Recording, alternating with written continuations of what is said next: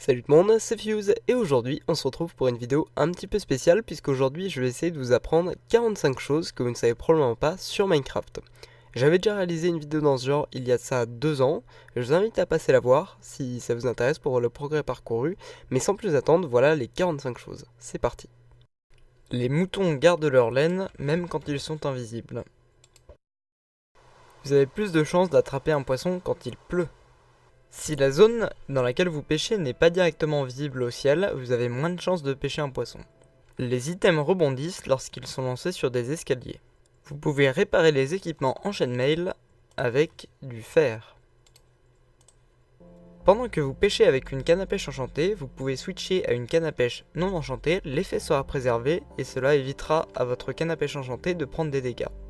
Pour préserver l'effet looting de votre épée, vous pouvez par exemple tirer une flèche sur le mob que vous voulez tuer et juste avant qu'il le touche, switcher sur l'épée looting, l'effet sera préservé. Cela est également valable pour les potions. Marcher sur de la soul sand placée à côté de la lave vous mettra en feu, même si vous n'entrez pas dans la lave. L'orientation d'un lily-pad ne dépend que de ses coordonnées, ce qui signifie que peu importe le nombre de fois que vous le cassez ou le reposez et peu importe votre orientation, l'orientation du lily-pad sera toujours la même. S'il y a de la neige à côté, il est impossible de faire grandir des grands arbres de la jungle.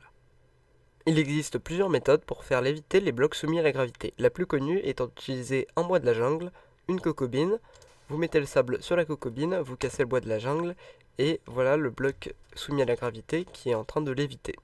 Vous pouvez utiliser le compas et l'horloge sans avoir besoin de les crafter, juste en regardant l'orientation de la flèche dans la table de craft. Le seul moyen d'avoir un arc looting est d'utiliser un livre. La touche F4 vous permet de vous débarrasser des shaders. Lorsqu'ils sont sur le sol, les bateaux permettent de déneiger. Les Nether Stars sont immunisés aux explosions.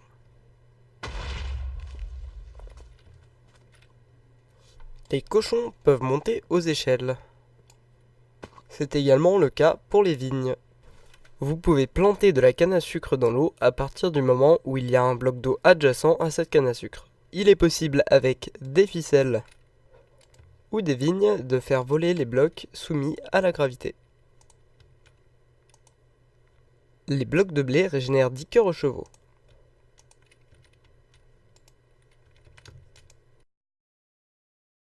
Si vous renommez un œuf de mob, le mob en question spawnera avec le nom choisi. Avec un arc punch, vous pouvez faire de très grands sauts. Les squelettes et les zombies ne brûlent pas sur la soul sand. La pluie hydrate la terre.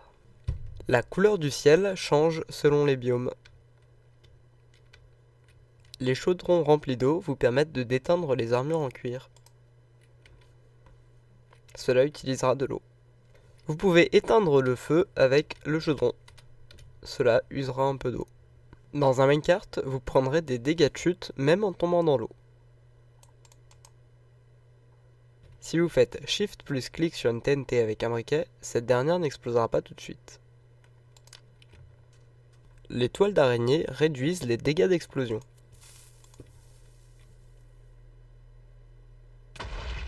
Vous pouvez connaître le nombre de points de vie de votre chien à l'aide de la hauteur de sa queue. Plus la queue est haute, plus il a de points de vie. Il perd de la vie, sa queue baisse. Je lui en donne, sa queue remonte. Les mobs ne voient pas lorsque vous êtes dans des cannes à sucre, des tall grass, ainsi que dans des vines. Vous pouvez changer l'ordre de vos serveurs à l'aide de la touche Shift haut ou Shift bas. Vu de dessous, la redstone est invisible. Vu de dessous, la coque des repeaters est invisible. Il est possible de ne pas rebondir sur les slime blocks, il suffit juste de laisser appuyer la touche espace. Plutôt que de vous embêter à utiliser un piston pour casser l'œuf de dragon, vous pouvez utiliser une torche, la mettre en dessous de l'œuf, casser le bloc sur lequel l'œuf est posé, ce dernier droppera, tout comme un bloc de sable. Si vous one-shotez un zombie pigman, ses congénères ne seront pas énervés après vous.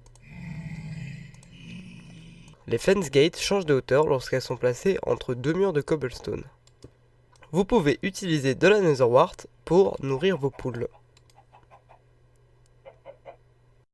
Et voilà, c'est déjà fini, j'espère que la vidéo vous aura plu.